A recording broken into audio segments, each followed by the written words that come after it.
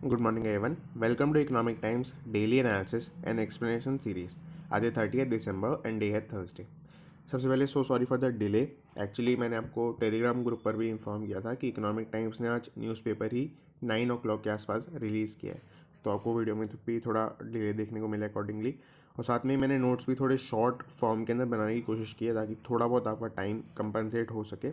और ये नोट्स अगर आपने टेलीग्राम ग्रुप के बारे में आपको नहीं पता तो मैं एक टेलीग्राम ग्रुप का लिंक दे रहा हूँ नीचे। उसके अंदर ओवर 1100 मेंबर्स अभी हो चुके हैं और आप चाहें तो उसको ज्वाइन कर सकते हैं, उसका भी लिंक नीचे मिल जाएगा। उसके अंदर ये जो नोट्स आपके सामने अभी हैं ये आपको उसके अंदर मिल जाएंगे ना। पहले न्यूज़ से स्टार्ट करेंगे। Draft e commerce policy rules to be release together सून।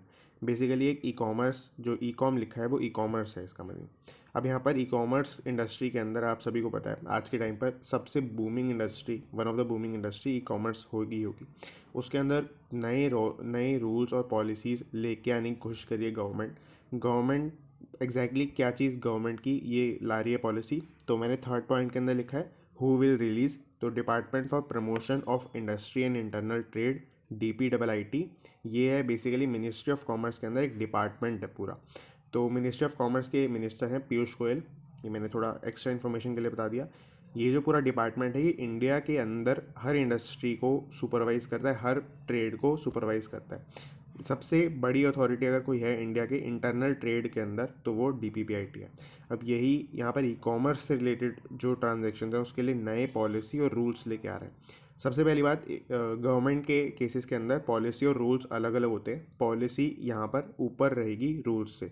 अगर कोई चीज़ पॉलिसी में लिखी है और रूल्स में उससे अलग कोई बात लिखी है तो पॉलिसी वहाँ पर मानी जाएगी सुप्रीम। अब यहाँ पर पॉलिसी एंड रूल्स उन्होंने ये छोटा सा पॉइंट एक बोला था सेकंड पॉइंट के अंदर, in sync with each other. तो ऐसे कोई कंपीट क्लॉजेज नहीं होंगे। कंपीट क्लॉजेज मतलब जो दोनों में डिफरेंट हो, जिनका मीनिंग डिफरेंट हो रहा हो, दोनों सिंक में चलेंगे एक दूसरे के साथ। Know including comprehensive guidelines for. अब ये जो इसके अंदर गाइडलाइंस होंगी वो बहुत ही कॉम्प्रिहेंसिव होंगी नेचर के अंदर। कॉम्प्रिहेंसिव मतलब एग्जॉस्टिव होता है वैसे तो प्लेन इंग्लिश के अंदर। इसका मीनिंग होता है कि उसके अलावा कुछ नहीं बचेगा, बहुत ही डिटेल के अंदर ही बता रखा होगा। मार्केट प्लेसेस के लिए आप मार्केट प्लेसेस समझ सकते हैं। यहाँ पर एसेंशियली जैसे अमेज़ॉन, फ्लिपकार्ट, ये वाली कंपनीज़ की बात की गई है। Ride hailing companies. सबसे पहले राइड हेलिंग का मीनिंग होता है कि आप एक पर्सनल कोई ड्राइवर है या किसी भी तरीके से कोई मीन्स ऑफ ट्रांसपोर्ट का जो ओनर होता है, मतलब जो उसको आगे आपको लेके जा सकता है, ट्रांसपोर्ट करवा सकता है, तो उसके थ्रू आप उसकी राइड को हेल कर रहे हैं, अवेल कर रहे हैं मतलब। तो यहाँ पर एसेंशियली आप समझ ही गए होंगे उबर, ओला, ये सब वाली मेन कंपनीज इसके अंदर आती हैं। और जो बाकी डिलीवरी वाली सिस्टम्स है, लॉजिस्टिक्स वाली कंपनी है, वो भी इसी के अंदर आएंगी। Ticketing and payment companies. Ticketing and payment मतलब जैसे बुक माई शो कंपनी है आपकी, पेमेंट पेटीएम है, वो सब चीज़ें भी इसके अंदर आएंगी। तो यही मेन तीन चीज़ें होती हैं एक ई कॉमर्स ट्रांजैक्शन में। एक तो आप जो मार्केट प्लेस है, जो ऐप है या जो वेबसाइट है जहाँ से आप वो डिलीवर करवा रहे हैं, वो पूरी कंपनी इन्वॉल्व होती है। एक वो कंपनी जो या तो वो अपनी कंपनी खुद उसका डिलीवरी सिस्टम होगा या फिर वो किसी को हायर कर रखा होगा उसने, तो वो वहाँ पे इन्वॉल्व हो जाएगा। तीसरा नंबर पे आपका जिस बेसिस पे आप पेमेंट करेंगे, अगर आप कैश में पेमेंट करते हैं तो अलग चीज़ है, बट अगर आप नॉर्मली पेमेंट करते हैं UPI वगैरह से तो वो तीसरी चीज़ होती है। और कोई भी इसमें इन्वॉल्व नहीं होता। तो हर लेवल पर जो ई कॉमर्स के अंदर इन्वॉल्वमेंट होती है इंडस्ट्रीज़ की, हर इंडस्ट्री के लिए नए रूल्स और पॉलिसीज़ यहाँ पर लेके आने की बात करें। आगे चलते हैं। Use hospitalisation trend for curbs. ये जो मेन हेडलाइन यहाँ पर लिखी हुई है ये थोड़ी मिसलीडिंग टाइप्स है, इसमें आपको समझ में आना थोड़ी दिक्कत हो जाएगी। मैं जैसे आपको बताता हूँ वैसे आप फॉलो करेंगे तो आपको समझ में आ जाएगा। सबसे पहला पॉइंट है RAI है रिटेलर्स एसोसिएशन ऑफ इंडिया। ये बहुत ही बड़ी ऑर्गेनाइजेशन है। रिटेलर्स सारे इसके अंदर इन्वॉल्व होते हैं और अगर रिटेलर्स को अपनी आवाज़ उठानी होती है, अगर मैं बेसिक सेंस के अंदर बोलूँ, तो वो RAI के थ्रू ही उठाते हैं। इसके अंदर 13,000 मेंबर्स इंडिया और ओवर इंडिया यहाँ पर हो रखे हैं। अब मैं आपको एक और अलग इन्फॉर्मेशन देता हूँ जो RAI से अभी के लिए कोई कनेक्टेड नहीं है। सेकेंड पॉइंट के अंदर देखेंगे Delhi Omicron against partial lockdown. Basically Delhi में आपको सभी को पता है, मैं यहाँ पर दिल्ली में हूँ भी तो मैं एक्सपीरियंस भी कर सकता हूँ, ओमिक्रॉन के अगेंस्ट यहाँ पर लगभग पार्शियल लॉकडाउन लग चुका है। 10 PM टू 5 AM तक फुल्ली लॉकडाउन रहता है और उसके अलावा भी काफ़ी सारी ऑड इवन रूल लग गए हैं दुकानों के लिए, तो वो सब चीज़ें भी हो गई हैं यहाँ पर। अब RAI ने क्या बोला है, RAI ने बोला है calls other states to not do. ये जो ऊपर का एरो है इसका मीनिंग है जैसा दिल्ली ने किया, मतलब कि RAI ये बोल रहा है आप वैसा मत करो जैसा दिल्ली ने किया जो दुकानों से रिलेटेड काम है उसमें। दिल्ली में क्या हुआ है कि अगर कोई एक स्ट्रीट है वहाँ पर बहुत सारी दुकानें हैं, तो उनको नंबर दे दिए गए हैं, जैसे 1 2 3 4 इस तरीके से। ऑड इवन बेसिस पे वो खुला करेंगी, 1 3 5 इस तरीके से एक ऑड वाले दिन, 2 4 6 इस तरीके से इवन वाले दिन, जैसे कि कार्स में उन्होंने किया था वैसे ही यहाँ पर भी कर दिया। अब यहाँ पर आरबीआई ने कॉल किया कि ऐसे रिटेलर्स जो हैं, जो क्योंकि खुद की उनकी एसोसिएशन पूरी रिटेलर्स की है, तो वहाँ पर रिटेलर्स वहाँ पर उनको दिक्कत होगी इससे। तो वो चीज़ उन्होंने की है कि ऐसा नहीं करना चाहिए, अभी के लिए हमें देखना चाहिए ओमिक्रॉन कैसे स्प्रेड अगर होता है ज़्यादा, हॉस्पिटल बेसिस पे ज़्यादा केसेस आते हैं, तो हमें फिर ये चीज़ें कर सकते हैं। Also return to Delhi CM, Delhi के सीएम को भी उन्होंने ये चीज़ सेम चीज़ लिखी है। नाउ आगे चलते हैं। Banks bad loan growth likely to slow as recovery gathers pace. No, ये आरबीआई की एक स्टेटमेंट नहीं है, आरबीआई ने एक पूरी रिपोर्ट पब्लिश की है, जो वैसे भी बाय एनुअली पब्लिश करता है। बाय एनुअली मतलब एक साल में 2 बार। एफएसआर उस रिपोर्ट का नाम होता है, फाइनेंशियल स्टेबिलिटी रिपोर्ट। ये वेडनेसडे को ही रिलीज़ हुई है और 23rd इशू है इस जो रिपोर्ट्स हैं इनका, जो आरबीआई पब्लिश करता है ना। इसके अंदर बहुत सारी, जैसे नाम ही प्रिडिक्ट करा है, फाइनेंशियल स्टेबिलिटी, काफ़ी सारे बैंकिंग सेक्टर के अंदर जो आपके एनपीए जैसा चल रहा है, मतलब आपकी जो लोन लोग देते हैं और वापस रीपे करते हैं या नहीं करते हैं, वो चीज़ कैसी चल रही है, उससे रिलेटेड बहुत सारा डेटा इसके अंदर होता है। और आरबीआई क्या प्रिडिक्ट करता है अगले एक साल के लिए, तो वो सब इसके अंदर लिखा होता है। उसी जो पूरी रिपोर्ट है उसका क्रक्स हेडलाइन के अंदर दिया हुआ है, बैंक्स का बैड लोन ग्रोथ जो है वो स्लो हो जाएगा क्योंकि रिकवरी अभी गैदर्स पेस। जिस तरीके से अपनी रिकवरी जो है वो बढ़ रही है धीरे धीरे। तो ये तो बहुत बेसिक सी बात है। अब यहाँ पर थोड़ी अगर डेटा की बात करें तो इन्होंने काफ़ी अच्छा डेटा दिया है। जी एन पी ए मतलब है ग्रॉस नॉन परफॉर्मिंग असेट्स। इसके अंदर क्या होता है, सबसे पहले नॉन परफॉर्मिंग असेट्स में वापस एक बार बताता हूँ ब्रीफ में। ये नॉन परफॉर्मिंग असेट होते हैं, जैसे बैंक ने किसी पर्सन को लोन दिया, अगर वो लोन वापस रीपे नहीं कर पा रहा है तो वो एनपीए हो जाएगा, नॉन परफॉर्मिंग असेट। अच्छा, अभी असेट के क्यों लिखा है यहाँ पर, क्योंकि बैंक के लिए जो उसने लोन दिया है आगे किसी को भी, वो एक असेट होता है, क्योंकि बैंक का प्राइमरी सोर्स जो है पैसे का वहीं से ही आएगा वापस। क्योंकि एक तरीके से आपके लिए कोई भी असेट क्या चीज़ होती है, जहाँ से आपको बाद में कुछ मनी या फिर बेनिफिट होता है। अगर बैंक किसी को लोन देता है तो वो फ्यूचर में जाके उसको रीपे करेगा, तो वो एक तरीके से उसके लिए असेट हो गया। अब यहाँ पर नॉन परफॉर्मिंग असेट मैंने आपको बता दिया कि लोन वो रीपे नहीं हो पाया। अब यहाँ पर ग्रॉस क्यों आया, क्या होता है कि बैंक जो कोई भी बैंक होता है तो वो एनपीए के लिए एक प्रोविज़न निकाल के रखता है। प्रोविज़न किस चीज़ का, कि अगर लोन हम जितना भी दे रहे हैं उसका 2% 4%, ये अगर वापस नहीं आ पाया तो हम ये पहले ही अपने प्रॉफिट में से माइनस कर लेते हैं, अपनी बैलेंस शीट, अपने प्रॉफिट, इन सब में से। अब यहाँ पर जो ग्रॉस एनपीए होता है उसके अंदर वो फिगर माइनस करके नहीं दिखाते हैं। जो नेट एनपीए होता है, एनएनपीए, उसके अंदर वो चीज़ माइनस करके एक्चुअली में कितना एनपीए ज़्यादा हो रहा है वो दिखाते हैं। तो ग्रॉस एनपीए में आप समझ गए होंगे वो प्रोविज़न माइनस नहीं होता है।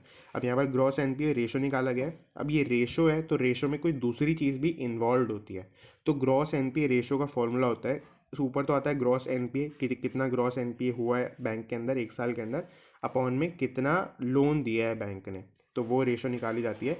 वो आरबीआई एक्सपेक्ट कर रहा है नेक्स्ट ईयर होगी 8.1%। ये बेस लाइन उन्होंने लेके चले हैं, मतलब इतनी तो होगी और ऊपर साइड पर 9.5% लेके चले हैं। अभी सितंबर की रिपोर्ट्स भी रिलीज़ हो गई हैं। सितंबर के अंदर ग्रॉस एनपीए रेशो कितना था, तो वो 6.9% पर स्टैंड कर रहा है। नाउ आगे चलते हैं, ये भी आरबीआई की उसी रिपोर्ट से रिलेटेड न्यूज़ है। इसके अंदर NBFC is better position now reveal divergent show. इसके अंदर ये आरबीआई के अगेंस्ट स्टेटमेंट है और ये वही एफएसआर के अंदर ही पब्लिश हुई है। नाउ एनबीएफसी सबसे पहले क्या होता है, एनबीएफसी होता है नॉन बैंकिंग फाइनेंशियल कॉरपोरेशन, जैसे मैंने फर्स्ट पॉइंट के अंदर लिख रखा है। ये क्या होती हैं, ये कुछ कंपनी होती हैं जो बैंक की तरह काम करती हैं। ये कंपनीज़ को, दूसरी कंपनीज़ को जो मेन मैन्युफैक्चरिंग के अंदर या टेलीकॉम वगैरह किसके अंदर भी हैं, उनको लोन्स देती है, कंज्यूमर्स को लोन देती है, इस तरीके से काम करती है। बट वो डिपॉजिट्स एक्सेप्ट नहीं करती। आप एक नॉर्मल बैंक मतलब पर्सन की तरह, कस्टमर की तरह वहाँ पर जाके अपना अकाउंट नहीं खुलवा सकते, मतलब मोस्ट केसेस में। अब यहाँ पर ये जो होते हैं किस तरीके से काम करते हैं, ये आगे से लोन लेते हैं और लोन दे देते हैं और पूरा मनी बेसिस पे इनका काम चलता है। नॉन बैंक लेंडर्स भी इनको बोला जाता है, जैसे मैंने फर्स्ट पॉइंट के अंदर लिख रखा है। अब यहाँ पर ये बेसिकली आरबीआई अपनी रिपोर्ट में ये कहता है कि ये जिस चीज़ को लोन दे रहे हैं, जिस स्केल पे लोन दे रहे हैं, सीधी सी बात है, अगर इनके पास डिपॉजिट्स एक्सेप्ट नहीं कर रहे हैं तो ये लो लेवल पर लोन दे रहे होंगे, कम अमाउंट का लोन दे रहे होंगे। तो वो जो लोग हैं, जो एनबीएफसी बेसिकली वो सही जगह पर अपने पैसे को इन्वेस्ट कर रहे हैं। एंड आरबीआई ऐसा कह रहा है, यहाँ पे आपको दिख रहा होगा, have a better place in giving loans. अच्छा, ये चीज़ कोई भी लाइन जो होती है वो मैं खुद से नहीं लिखता हूँ, मैं आर्टिकल में से ही निकालता हूँ, आपको समझ में आ जाए बस इस सेंस के अंदर लिख देता हूँ। तो वो मैंने लिख दिया यहाँ पर ना। इसके दो मीनिंग निकलते हैं। पहला मीनिंग ये है कि एक्सेस लिक्विडिटी वो नहीं दे रहा है, मतलब जहाँ पे जितना लोन देना चाहिए उससे ज़्यादा लोन नहीं दे रहा है। और सेकंड पॉइंट भी इसी तरीके से है कि कम लोन भी नहीं दे रहा है। तो एप्ट अमाउंट ऑफ लोन के आसपास लगभग चल रहा है, ऐसा आरबीआई का कहना है। Now also in FSR report, ये मैंने आपको बता दिया, ये भी चीज़ एफएसआर रिपोर्ट के अंदर ही दी हुई है। नाउ एमएफआई मतलब एक और एफएसआर रिपोर्ट के अंदर एक छोटा सा पॉइंट था, इसके लिए एक अलग से आर्टिकल दिया हुआ था, तो मैंने इसी के अंदर एक ही पॉइंट था तो मैंने इसके अंदर ऐड कर दिया है। एमएफआई मतलब माइक्रो फाइनेंस इंस्टीट्यूशन, ये एनबीएफसी से भी बहुत छोटे लेवल पे काम करते हैं। ये तो नाबार्ड वगैरह के अंदर आते हैं जनरली। इसके अंदर ये एक गांव के अंदर जैसे एक माइक्रो फाइनेंस इंस्टीट्यूशन सेटअप होता है, वो उस पूरे गांव के क्रेडिट को देखता है। पूरे गांव में जिसको भी थोड़े 3 महीने के लिए, 4 महीने के लिए, 1 साल के लिए इस तरीके से लोन चाहिए होता है, तो ये एमएफआई प्रोवाइड करते हैं। और सिर्फ ऐसे रूरल एरिया की बात नहीं है, मतलब किसी भी छोटे अमाउंट ऑफ एरिया के अंदर ये लोन प्रोवाइड कर रहे होते हैं। अब यहाँ पर इसी का क्योंकि नाम भी माइक्रो फाइनेंस है, नाउ ये जो है बहुत बुरी तरह अफेक्ट हुए हैं अनलाइक एनबीएफसी। एनबीएफसी बहुत अच्छा परफॉर्म कर रहे हैं और उसके अगेंस्ट या उससे उल्टा आप कह सकते हैं जो एमएफआई है वो परफॉर्म कर रहे हैं, ऐसा एफएसआर रिपोर्ट के अंदर आरबीआई ने मेंशन किया हुआ है ना। ये हमने देख लिया पूरा, आगे चलते हैं। Demand source for unlisted stocks of select IPO hopefuls. Basically कुछ ऐसे हैं क्या होता है, ग्रे मार्केट होता है। मैं आपको पहले पूरा एक वर्किंग समझाता हूँ जो लास्ट पॉइंट के अंदर मैंने लिख रखी है। ग्रे मार्केट होता है, ग्रे मार्केट के अंदर जिस भी कंपनी के आईपीओ से रिलेटेड न्यूज़ आ रही होती है मार्केट के अंदर कि इस कंपनी का आईपीओ आने वाला है, तो वो कंपनी के शेयर्स ट्रेड होना स्टार्ट हो जाते हैं ग्रे मार्केट के अंदर। ग्रे मार्केट इसको इसलिए बोला जाता है क्योंकि ये इलीगल भी नहीं है, बट ये कम्प्लीटली लीगल या फिर कम्प्लीटली ऐसे ओपन मार्केट भी नहीं है। तो फार्मेसी फॉर एग्जांपल हम ले लेते हैं यहाँ पर, क्योंकि फार्मेसी ऊपर भी एग्जांपल में दिया हुआ था। फार्मेसी फॉर एग्जांपल उसका अपना आईपीओ आने वाला है फॉर एग्जांपल, तो फार्मेसी का ये सपोज कर लेते हैं कि फार्मेसी के बहुत सारा स्टेक आईआईएफएल सिक्योरिटीज़ के पास है। नाउ ये अपने आप में कोई ग्रे मार्केट ट्रांजैक्शन नहीं है। कोई कंपनी होगी, कोई किसी से फंडिंग उठाई होगी कंपनी ने या फिर लोन लिया होगा, तो वो सब तो होता रहता है। यानी कोई बैंक है जैसे आईआईएफएल सिक्योरिटीज़, तो उसके पास तो हो सकता है कि किसी भी कंपनी के अंदर स्टेक हो। अब आईआईएफएल सिक्योरिटीज़ के लेवल पर क्या होगा कि वो हो सकता है कि कुछ अपने जो इनके वेल्दी ट्रस्टवर्दी क्लाइंट्स हैं, मान लेते हैं जैसे अंबानी फैमिली है, तो अगर अंबानी फैमिली मान लेते हैं बोल देती है आईएफएल सिक्योरिटीज़ को कि फार्मेसी का हमें इतना परसेंट स्टेक चाहिए, तो आप खुद भी ये नहीं बोल पाएंगे कि आईएफएल सिक्योरिटीज़ मना कर देगा, ऐसा नहीं हो सकता। तो जो मतलब सुपर वेल्दी क्लाइंट्स होते हैं बैंक्स वगैरह के, तो जनरली वो लोग सबसे पहले जो बैंक्स हैं, एनबीएफसी वगैरह हैं, जो भी हैं जिसके पास अपना ओनरशिप है उस कंपनी के अंदर, वो उससे स्टेक कुछ ना कुछ खरीद लेते हैं, कुछ अमाउंट ऑफ शेयर्स खरीद लेते हैं। तो वो आगे अपने रिलेटिव्स को, फ्रेंड्स को, पीयर्स को ट्रांसफ़र करते हैं। और जनरली ग्रे मार्केट का जो पूरा सिनेरियो होता है वो यहीं से ही स्टार्ट होता है। अब यहाँ पर क्या होता है, जैसे मैंने ऊपर हेडलाइन को समझाता हूँ पहले। जो लास्ट में लिखा है आईपीओ होपफुल्स, इसका मीनिंग है कि होपफुली जिनका आईपीओ आ जाएगा फ्यूचर के अंदर। तो अभी के लिए क्या है, वो अभी के लिए अनलिस्टेड स्टॉक्स उनको बोला जाएगा। जैसे कि कुछ एग्जांपल हैं पहले पॉइंट के अंदर, pharmacy, Bikaji foods, Tata technologies, ये ह्यूज डिमांड के अंदर हैं अनलिस्टेड स्टॉक्स के अंदर से, जिनका आईपीओ होपफुली आ जाएगा फ्यूचर के अंदर। मतलब होने को तो आईपीओ हो सकता है हर कंपनी का आ जाए फ्यूचर के अंदर, और हो सकता है मतलब आना ही चाहिए, बट आईपीओ रिसेंट फ्यूचर के अंदर किस किस का आ जाएगा, वो लोग वो सिक्योरिटीज़ ग्रे मार्केट के अंदर ट्रेड करने लग जाती हैं। नाउ ये जो है ट्रेड कर रही हैं अभी के लिए 32% प्रीमियम पर मेनली, ये जो तीनों कंपनीज है मिनिमम। और बाकी वही है कि अपर लिमिट तो इसकी कोई है नहीं, और ग्रे मार्केट इतना ज़्यादा रेगुलेटेड भी नहीं होता, तो प्राइसेस वगैरह भी जो लोग प्रॉपरली उसके अंदर ट्रेड कर रहे हैं उसके अलावा बाहर ज़्यादा नहीं आते हैं।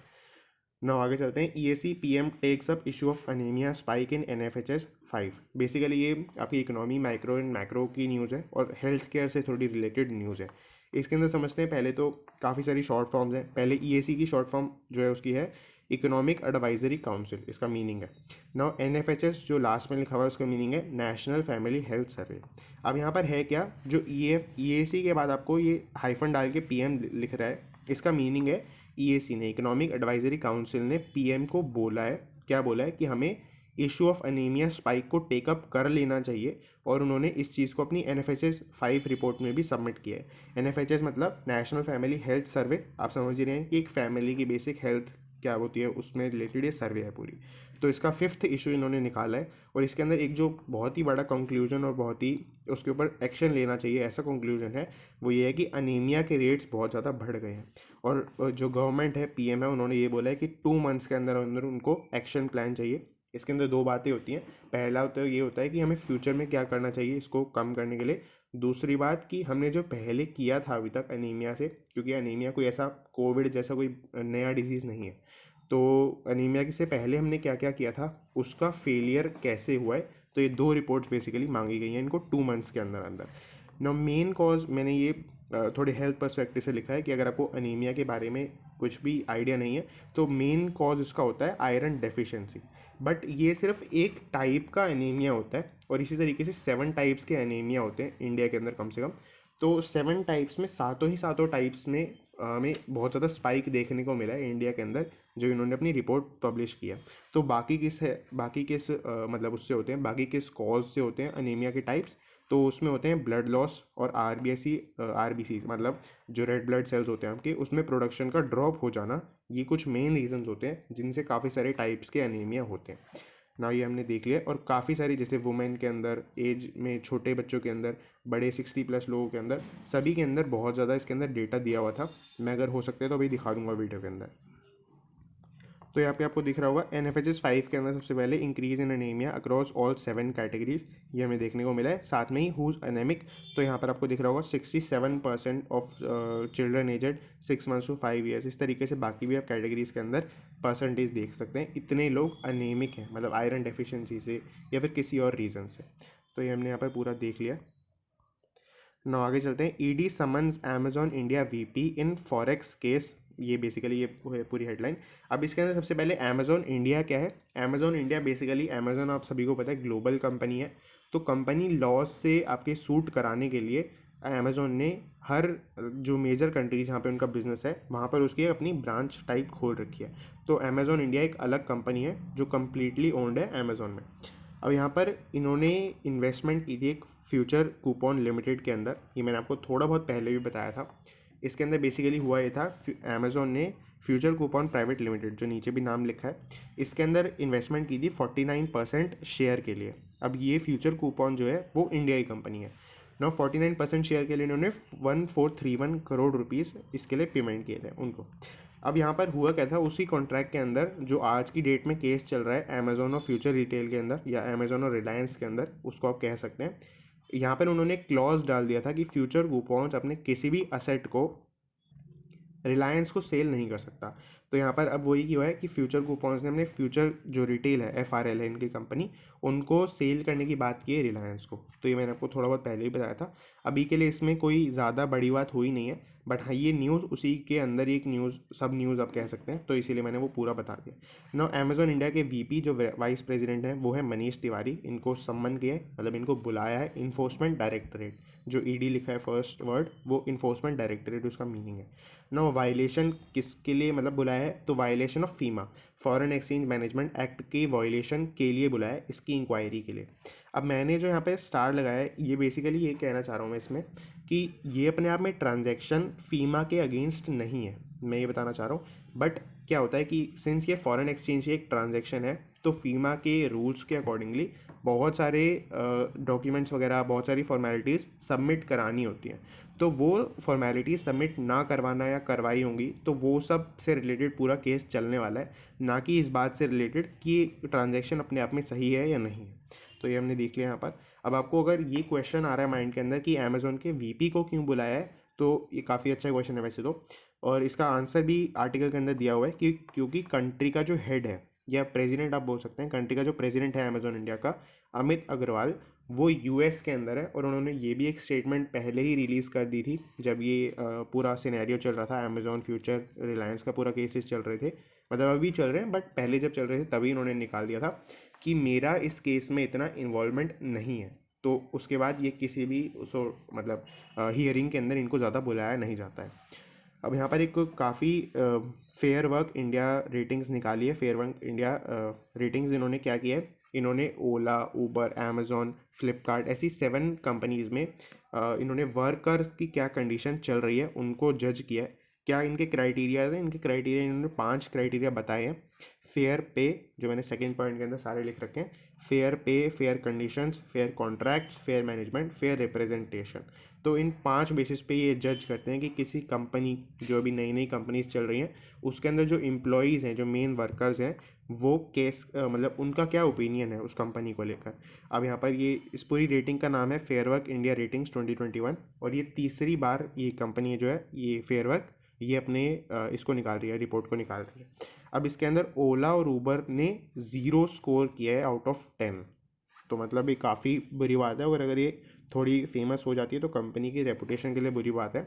ओला और उबर ने 0 स्कोर किया है, और ओला और उबर के साथ एक ट्रांजैक्शन डिलीवरी वाली सर्विसेज वाली कंपनी है, पोर्टर, PORTER, तो उसने भी 0 ही स्कोर किया है। 3 कंपनी ने 0 स्कोर किया है इसके अंदर।